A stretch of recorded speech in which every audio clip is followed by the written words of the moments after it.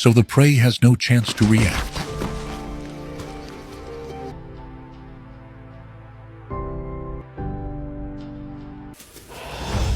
In another hunt, hidden among the high branches, the leopard quietly watches its prey below. When the moment is right, it launches from the tree with power and precision.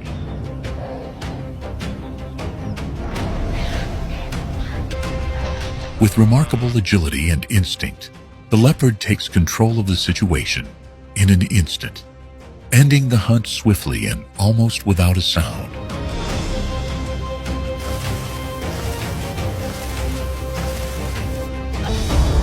After a successful hunt, instead of feeding on the ground, it uses its powerful muscles to haul the carcass, sometimes heavier than its own body, up into the branches. Like lions, hyenas, and wild dogs, but also showcases the leopard's exceptional survival instincts and calculated strategy.